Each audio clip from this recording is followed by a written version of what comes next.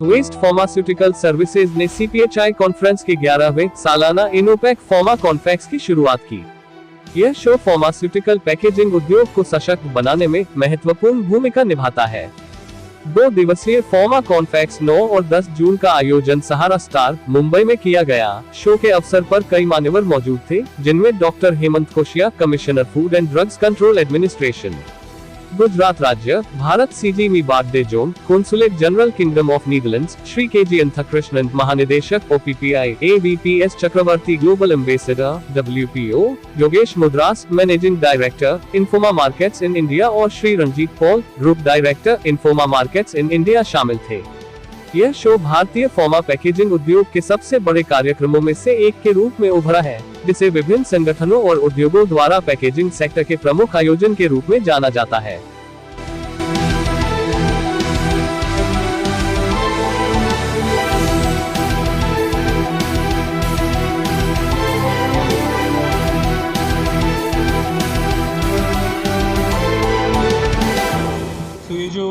हम लोग 2 साल के बाद वापस आ रहे हैं, जैसे पैंडेमिक के बाद, और बहुत सारी चेंजेस हुई है।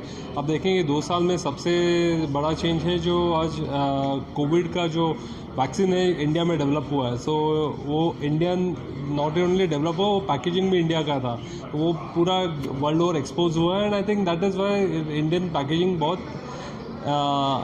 डिमांड में है, because Indian packaging cost are very low as जो वर्ल्ड में प्रोड्यूसर है उस हिसाब से। तो इंडियन पैकेजिंग के लिए बहुत ज़्यादा, फार्मा पैकेजिंग के लिए बहुत ज़्यादा डिमांड आई है। ऑफ कोर्स कुछ नए टॉपिक्स जो अभी उभर के आ रहे हैं, जैसे सस्टेनेबिलिटी पे, जैसे हम लोग कैसे उसको सस्टेनेबल बनाएं, जैसे रीयूज़ कर सके, जैसे वेस्टेज कम हो, अपने इन्वायरमेंट पे उसका इम्पैक्ट कम हो। तो वो सब सारे फीचर्स ये कॉन्फ्रेंस में बात, उसके बारे में नॉलेज दिया जा रहा है, और वो टेक्नोलॉजी और इनोवेशन डिस्प्ले में। ये पहले इतना अवेयरनेस नहीं था, जो अभी 2 साल में और बढ़ा हुआ है एनवायरनमेंट पे, सस्टेनेबिलिटी पे, कैसे हम लोग वेस्टेज कम करें। सो ये हमारा इस बार इनोवेशन और सस्टेनेबिलिटी, ये मेन थीम है ये कॉन्फ्रेंस का। और सारे वर्ल्ड ओवर से है, लेकिन of course focus is on make in India. So Indian company जो है ज़्यादा यहाँ पे अपने देखने मिलेंगे, बिकॉज इंडिया का प्रोडक्शन कॉस्ट है वो बहुत लो है, और इनोवेशन बहुत ज़्यादा आ रही है इंडिया से पैकेजिंग में। और अभी एक यूनिकनेस जो नया दिख रहा है, जो फार्मा पैकेजिंग पहले क्या हो रहा था, पूरा ड्रग जैसे इनोवेशन से फर्स्ट स्टेज से लेके लास्ट स्टेज, जब भी पूरा प्रोडक्ट मार्केट में आ रहा है तभी पैकेजिंग का इंपॉर्टेंस आ रहा था। लेकिन अभी ये 2 साल में पैकेजिंग का इतना इंपॉर्टेंस फार्मा में बढ़ गया है कि जब भी इनोवेशन चालू हो रहा है, फर्स्ट स्टेज से ही क्या पैकेज में उसको प्रोडक्ट को पैकेज करके भेजे मार्केट में, उसके बारे में थॉट्स किए जा रहे हैं। सो ये एक बहुत बड़ा डेवलपमेंट है फार्मा पैकेजिंग इंडस्ट्री के लिए। तो ये बहुत निश इंडस्ट्री है। सो इसमें और 50 बूथ्स है यहाँ पे पूरे इंडस्ट्री से, और 1000 से ज़्यादा pharma packaging professionals from across India and international ये इसमें एक्सपेक्टेड है। ये गवर्नमेंट से भी है हमारे यहाँ पे। अभी कोशिया साहब जी जो फूड एंड ड्रग एडमिनिस्ट्रेटर है स्टेट ऑफ गुजरात के, नेदरलैंड से council general, council general BART है, वो भी आए थे। सो उस हिसाब से हमको सब जगह से रिस्पांस आ रहा है, नॉट ओनली इंडिया से बट बाहर से भी। थोड़ा शॉर्टलिस्ट करना पड़ता है, बिकॉज वो थीम के हिसाब से, ये साल हमारा थीम जैसे बोला इनोवेशन और सस्टेनेबिलिटी पे, तो उस हिसाब से कंपनीज को हमने लाया है जो वो थीम से मैच कर रही है। अगर हम लोग सारे को लेने जाए तो then the focus will be all across, तो वो नहीं चाहिए था हमको। ये थीम इनोवेशन और सस्टेनेबिलिटी के रिलेटेड ज़्यादा जो फार्मा पैकेजिंग में जो फोकस कर रहे हैं वो कंपनीज यहाँ पे एग्जिबिट हो रही है। तो न्यू टेक्नोलॉजी के साथ में कुछ मशीनरी भी यहाँ पर दिखाई दे रही है। या क्या है सर? सो मशीनरी, अभी आप समझो ब्लिस्टर पैकेजिंग जो आज यूज़ हो रहा है, तो उसमें एल्यूमिनियम फॉइल्स जो यूज़ हो रही है, उसको कैसे रिसाइकल किया जाए, उसकी टेक्नोलॉजीज यहाँ पे डिस्प्ले हो रही है, जिससे आपका वेस्टेज कम हो। तो वैसे वो हिसाब से उनकी मशीनरी है, उनके जो इक्विपमेंट्स है, वो सब डिस्प्ले हो रहा है। India is the pharmacy hub of the world. So India में आज US में जो हर 3 पिल जो कंज्यूमर है उसमें से एक इंडिया में मैन्युफैक्चर हो रहा है। तो अगर फार्मेसी का एक्सपोर्ट बढ़ रहा है, तो आज अपना ये फार्मा पैकेजिंग का भी उस हिसाब से एक्सपोर्ट, उसका जो डिमांड बढ़ रहा है। ये फार्मा पैकेजिंग ही देखा जाए तो ये बाय 2030 $3 बिलियन इंडस्ट्री होने वाला। अभी आज वो $1.4 बिलियन है, लेकिन बाय 2022 में अगले 8 साल में वो डबल से ज़्यादा होकर $3 बिलियन इंडस्ट्री होने वाला है। सो ये इंडस्ट्री में बहुत ज़्यादा ग्रोथ आ रही है, because India is seen as the pharmacy of the world. बहुत सारे देशों में अपनी दवाइयाँ एक्सपोर्ट हो रही है, डिमांड है, तो वो उसके साथ फार्मा पैकेजिंग इंडस्ट्री के लिए उस डिमांड है। जब ये 2 साल जो पैंडमिक थे उसमें फिजिकल इवेंट्स तो होना मुश्किल था, जहाँ पॉसिबल था वहाँ पे हम करें, बट वी इनफैक्ट हमारा पूरा मॉडल चेंज करने वर्चुअल लेके गए। हमने ये 2 साल के दौरान नियरली 250 से ज़्यादा वर्चुअल इवेंट्स किए।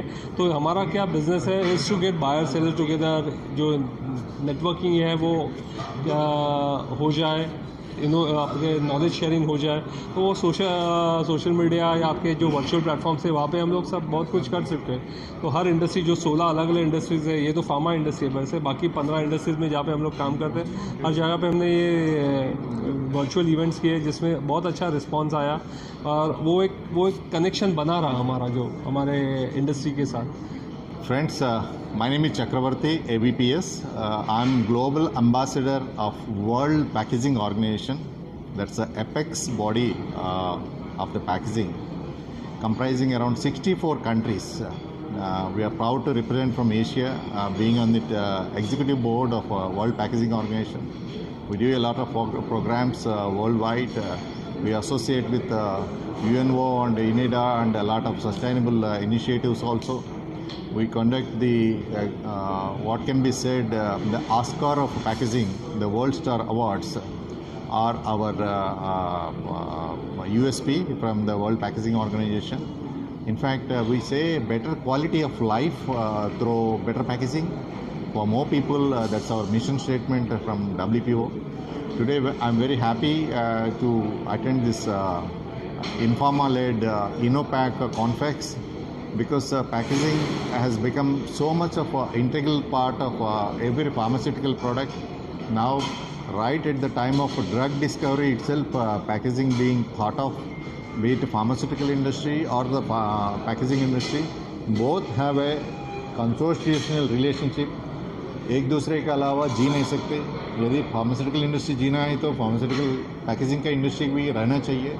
आप मान लीजिए कोविड पैंडमिक महामारी का टाइम पे क्या हुआ था, यदि ये फार्मास्यूटिकल इंडस्ट्री और फार्मास्यूटिकल पैकेजिंग इंडस्ट्री हमारा साथ में नहीं होता तो अपना कैजुअलिटी 10x 20x होता था। आप बिलीव नहीं कर पाओगे, छोटी छोटी चीज़ जैसे PPE, personal protective equipment, face mask, first line of defence, simple छोटा सा पैरासीटामॉल कितने लाइफ्स को सेव किए आपको मालूम नहीं है। So all these things could be achieved because of the integration of the packaging, evaluation of the packaging technologies available in India.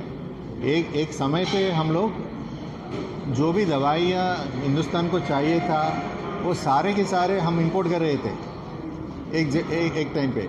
अभी आप मान लीजिए कम से कम 215 देशों को हिंदुस्तान से एक्सपोर्ट हो रहा है essential medicine, life saving drugs. ये काफ़ी महत्वपूर्ण चीज़ है। हम as a Hindustani it's a matter of pride fact for us also. In not only vaccine, several diseases के लिए दवाइयाँ, for example HIV, anti retroviral drugs and also for the hepatitis Hindustan की तरह देख रहे हैं। आज का दिन यदि हिंदुस्तान नहीं है तो बहुत सारे करोड़ों का लोगों को इतना एफोर्डेबल मेडिसिन मिलने का संभावना ही नहीं है। आप मान लीजिए अमेरिका, दुनिया का जाने मानी अमेरिका सबसे बड़े, यदि वहाँ के लोग 3 पिल ले लिए समझो, हर 3 पिल में 1 पिल, मतलब हम 3 दवाई में 1 दवाई अपना हिंदुस्तान से जा रहे हैं वहाँ। ये काफ़ी महत्वपूर्ण की चीज़ है। और 18% of the global generic drugs कहाँ जाता है वो भी अपना हिंदुस्तान में ही मैन्युफैक्चरिंग हो रहा है। ये सब के कारण वो पैकेजिंग का भी काफ़ी सपोर्ट है।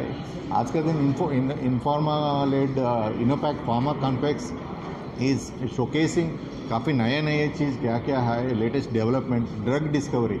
आजकल ये कहा जाता है ड्रग्स पेशेंट को कैसे देना, वो कंप्लेंट्स कैसे देना। यदि आपको डॉक्टर ने आपको दवाई दे दी है, महीने में पहले दिन एक दिन का सुबह एक खाना, शाम को एक देना, दूसरा दिन ये लेना, तीसरा दिन ये लेना, ये काफ़ी मुश्किल का चीज़ है।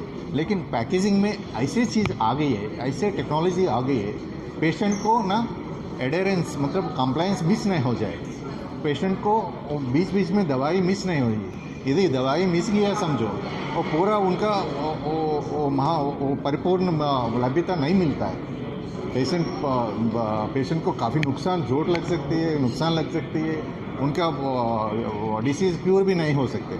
So packaging is come in the forefront to help the patients. Subscribe करें आवाज़ नेशनल न्यूज़ और बेल आइकन दबाना बिल्कुल भी ना भूलिए ताकि हमारे अपडेट सबसे पहले आपको मिले.